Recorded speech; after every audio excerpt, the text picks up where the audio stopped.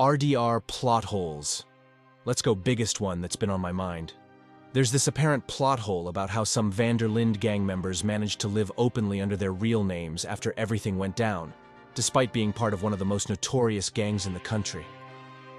Now, looking at characters like Pearson running his general store in Rhodes or Tilly living her life in St. Denis, you might wonder how they got away with it so easily. But when we dig deeper, this might not be as much of a plot hole as it seems. First off, remember that law enforcement in 1907 wasn't exactly what it is today. There were no national databases, no photographs being shared between states, and communication between law enforcement agencies was pretty limited. More importantly, most of these gang members were relatively unknown compared to the big names like Arthur Morgan, Dutch van der Linde, or John Marston. Think about it. When was the last time you saw Pearson or Tilly actually participating in any major heists? They were mostly support members. Pearson cooked stew and managed supplies, while Tilly mainly stayed in camp. The Pinkertons and local law enforcement were far more interested in the gang's leadership and its primary gunmen. There's also something to be said about the changing times. By 1907, the Wild West era was ending, and law enforcement was focusing on new types of crimes and criminals. The remaining gang members who chose honest lives probably didn't raise many eyebrows in a time when everyone was trying to leave the old ways behind. Most of them moved to different states and started fresh in places where their names meant nothing. When you consider all these factors, it actually makes sense within the game's historical context.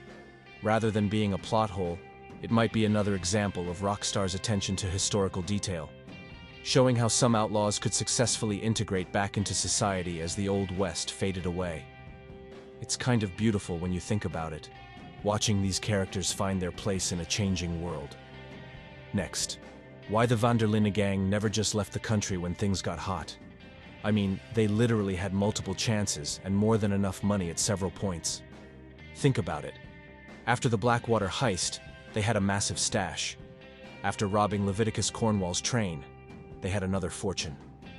The St. Denis bank job alone netted them a serious sum. Every time, they had enough to buy passage pretty much anywhere they wanted. Tahiti wasn't just Dutch's fever dream. It was actually possible. In 1899, international law enforcement cooperation was practically non-existent. Once you crossed the border, you were basically home free.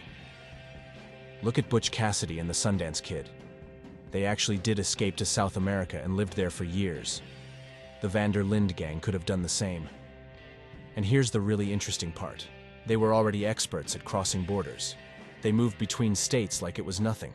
The gang even made it to Guarma, albeit accidentally, proving they could handle international travel. They had the skills, the money, and the motivation to leave. Charles even mentions in Chapter 6 that they should have fled to Canada when they had the chance. This became even more glaring after the Pinkertons got involved. At that point, staying in America was basically suicide. Dutch kept talking about needing more money and one more score, but they already had enough to leave several times over. The gang could have split into smaller groups, taken different routes out of the country, and regrouped somewhere safe, but instead, they kept running in circles across America, getting into deeper trouble with each passing chapter. It's especially frustrating when you consider how many gang members died because they didn't make this obvious choice. This wasn't just about survival. They had dreams of living free, and leaving the country was their clearest path to achieving that. The game itself seems aware of it. Characters like Arthur and Hosea repeatedly question Dutch's decisions, and John brings it up again in the epilogue. It's like the writers knew this was a logical flaw, but needed it for the story they wanted to tell. But hey, I guess if they had made the logical choice, we wouldn't have gotten this epic tragedy of a game. Sometimes the best stories come from characters making the wrong choices, even when the right one seems obvious to us. Let me know what you think in the comments. Would you have taken the money and run, or stuck with Dutch's increasingly questionable plans? John ditching his Jim Milton identity faster than a rattlesnake in a rain barrel. Think about this for a minute. This is the same John Marston who was part of one of the most notorious gangs in the country. The same guy who had Pinkertons hunting him for years. The same outlaw whose face was plastered on wanted posters across multiple states. And what does he do? He walks right into a bank, uses his real name, and takes out a loan to buy a ranch. That's like painting a target on your back and sending the Pinkertons an invitation to your housewarming party. What makes this even more wild is that John actually had a working cover identity as Jim Milton. It was going fine. He had steady work at Pronghorn Ranch, was building a reputation as a reliable ranch hand, and nobody was asking questions. But nope, he decides to throw all that careful planning out the window the moment he gets a chance to buy Beecher's Hope. The timing makes it even more bizarre. The gang's activities weren't exactly ancient history in 1907. We're talking about major heists, shootouts, and a whole lot of dead lawmen just 8 years prior. The people who were hunting the Van der Linde gang didn't just retire or forget. Just look at what happens in the first Red Dead Redemption. But John doesn't just use his real name for the bank loan. He starts introducing himself as John Marston to everyone in the area. He builds a house that's visible from the main road. He even starts doing business with Blackwater, the very city where the gang's downfall began. It's like he completely forgot about the whole lying low thing. Remember how paranoid Arthur was about keeping the gang safe? How careful Dutch was about moving camp and covering their tracks? John just throws all those lessons out the window. And the craziest part? This decision eventually comes back to bite him. Hard. The events of the first Red Dead Redemption might have played out very differently if John had just stuck with being Jim Milton. Next, Blackwater money, and how Dutch and Micah somehow managed to retrieve it years later. Let's break down why this is such a head-scratcher. During the Blackwater heist, things went completely sideways. The gang had to flee so fast they left the money stashed somewhere in town.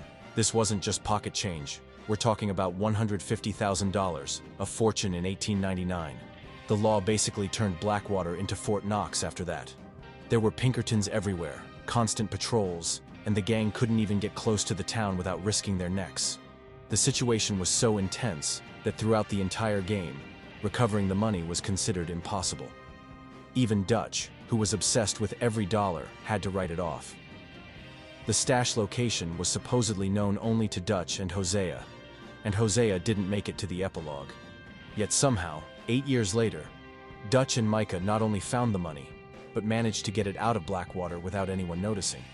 This gets even weirder when you consider the timeline. By 1907, Blackwater was a modernized town with a proper police force. The massacre was still fresh in people's memory. It was their biggest criminal incident ever. Dutch was still one of the most recognizable outlaws in the country. Even with his changed appearance, walking into Blackwater was incredibly risky, let alone digging up a massive stash of money. The game never explains how they pulled this off. Did they sneak in at night? Did they have help from someone in town? How did they transport that much money without drawing attention? Remember, $150,000 in cash would be pretty bulky in 1899's bills. We're talking about enough money to fill several saddlebags at least. And here's another thing. Why didn't they get the money sooner? If Dutch and Micah could somehow retrieve it in 1907, what stopped them from doing it in 1900 or 1901? The security would have been even tighter then. Are we supposed to believe they waited 8 years just to share it with a bigger crew at Mount Hagen? The whole situation becomes even more bizarre when you realize that the money they recovered must have still been in decent condition after 8 years of being hidden somewhere in Blackwater. Paper money doesn't exactly age well, especially if it's not stored properly. Yet when John finds it after the final showdown, it's still usable. And how Pinkertons tracked John. So here's what makes this weird. For 8 whole years after the gang fell apart, John was living his life without any Pinkerton trouble. He worked at different ranches, moved around a bit, and even though he wasn't exactly careful about hiding, as we discussed in our previous video, nobody came knocking on his door. Then suddenly, bam! Right after the Mount Hagen incident with Micah, the Pinkertons show up at his doorstep like they had a GPS tracker on him. The timing here is what really raises eyebrows. How did they connect the dots so quickly between Micah's death and John? Mount Hagen is way up in the mountains, in the middle of nowhere. In 1907, news didn't exactly travel at Twitter speed. Even if someone found Micah's body, how did they trace it back to John so fast? And more importantly, why would they even assume it was him? Think about the logistics here. Micah's gang was killed in a remote location during a snowstorm. The bodies would have been covered in snow pretty quickly. Even if someone stumbled upon the scene, identifying who did it would have been nearly impossible. There weren't any witnesses left alive, and it's not like John left a calling card. What makes this even more suspicious is that Ross and the Pinkertons somehow knew exactly where to find John. They didn't just figure out he was alive, they knew his exact location at Beecher's Hope. It's almost like they already knew where he was and were just waiting for an excuse to come after him. If the Pinkertons were that good at tracking people down, why didn't they find Dutch all those years? Dutch was a much bigger fish than John, and he wasn't exactly hiding in Tahiti. He was up in the mountains, relatively close to civilization. Yet somehow, they zero in on John like they had modern surveillance technology. The game kind of waves this away by implying that Agent Ross had been building a case. But the speed of it all still doesn't add up with the technology and communication limitations of 1907. Even if Ross was watching John, connecting him to Micah's death and mobilizing to arrest him, that quickly seems like a stretch. But hey, maybe this is less of a plot hole and more of a commentary on how law enforcement was changing. The Old West was dying, and maybe this was the game's way of showing how modern investigation techniques were taking over. Still feels a bit too convenient though, doesn't it? What do you think? Was this just the plot needing to move forward, or is there something we're missing? Drop your theories in the comments below.